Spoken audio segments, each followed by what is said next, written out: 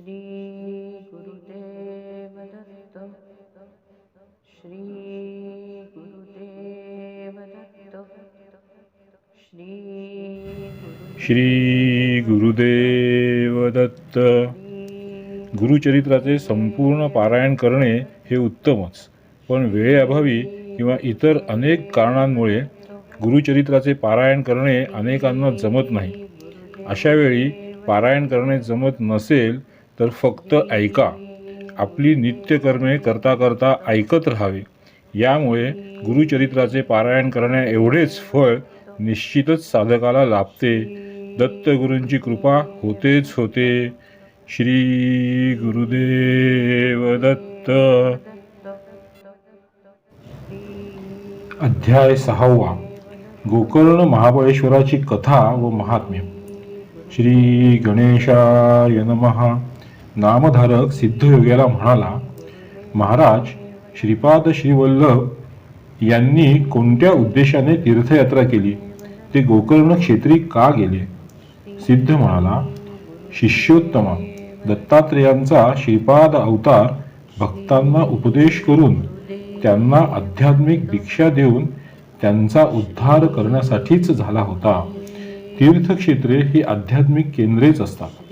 अशा पवित्र ठिकाणी उपदेश केल्याने वा दीक्षा दिल्याने अधिक चांगला प्रभाव पडतो. म्हणूनच श्रीपाद श्रीवल्लभ लोककल्याणार्थ तीर्थयात्रा करीत होते.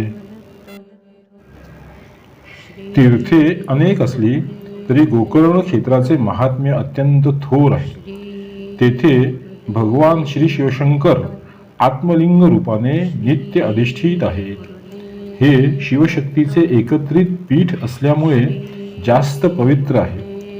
ते जीवाला शिवत्वाकडे नेणारे अतिप्राचीन स्थान आहे. येथील शिवलिंग महाबळेश्वर या नावाने प्रख्यात असून गणपतीने स्वहस्ते त्याची प्रतिष्ठापना केलेली आहे. ती कथा अशी आहे. कैकसी ही रावणाची माता. ती शिवपूजन केल्याशिवाय अन्न ग्रहण करीत नसे. एके दिवशी तिला पूजेसाठी शिवलिंग मिळाले नाही, म्हणून तिने वाळूची पिंडी तयार करून तिची पूजा केली. ते पाहून रावणाला कमीपणा वाटला. माते, मी तुला शिवासह कैलास पर्वतच लंकेला आणून देतो, अशी घोर प्रतिज्ञा करून तो कैलासापाशी गेला.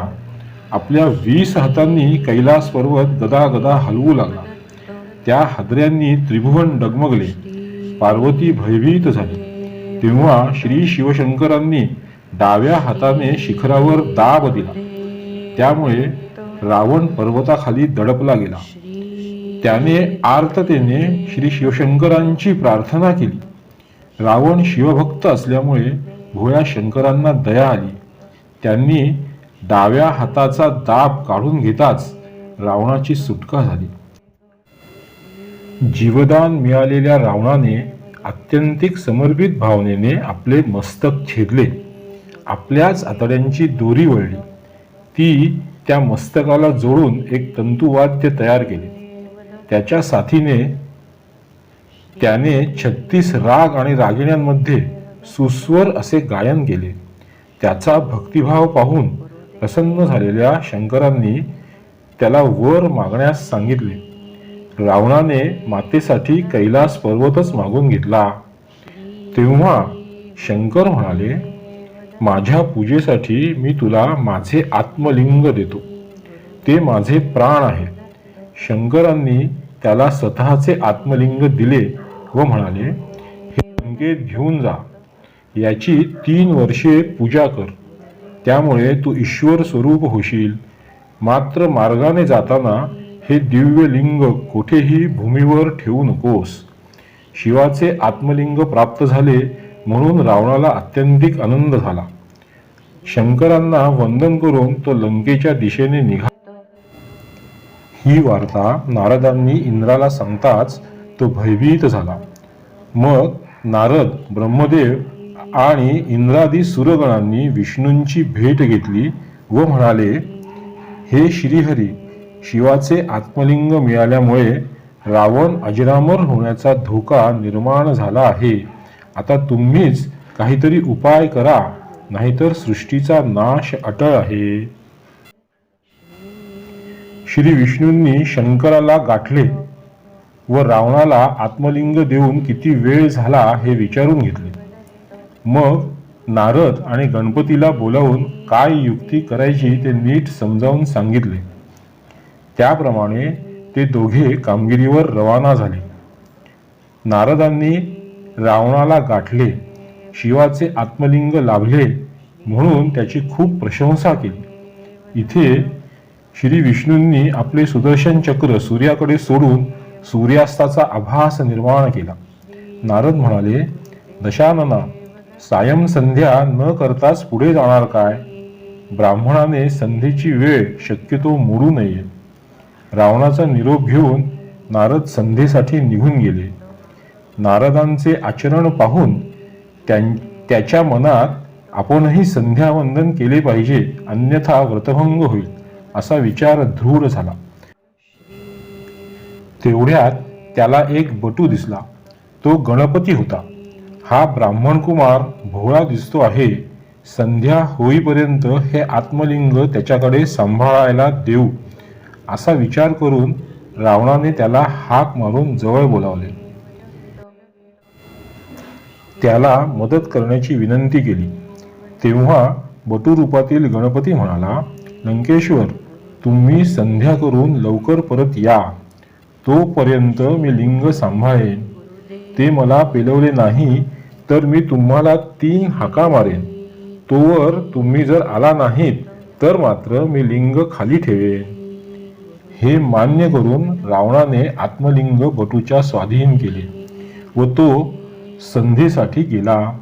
बटू त्याच्यापासून काही अंतरावर उभा होता. रावण अर्घ्य देत असताना बटूने त्याला हाक मारली. रावणाने त्याला हात दाखवून थांबण्यास सांगितले. मग त्याने थोड्या थोड्या अवधीने पुन्हा 2 हाका मारल्या. गणपतीने स्वतःच्या पित्याचे ते दिव्य आत्मलिंग भूमीवर ठेवले. भूमिस्पर्श होताच ते अगदी घट्ट बसले. त्यावेळी देवांनी गणपतीवर आनंदाने पुष्पवृष्टी केली. संध्या आटोपून रावण त्वरेने धावला, पण तोपर्यंत खूप उशीर झाला होता.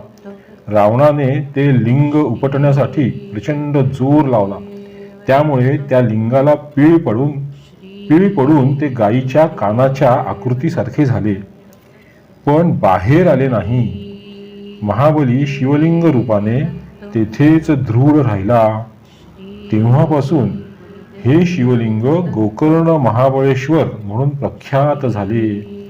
हताश रावण रिक्त हस्तेच लंकेत परतला. शिवाने वास्तव्य केले म्हणून देवही तेथे येऊन राहू लागले. श्री गुरुदेव दत्त. अध्याय 6 संपूर्ण. श्री गुरुदेव दत्त.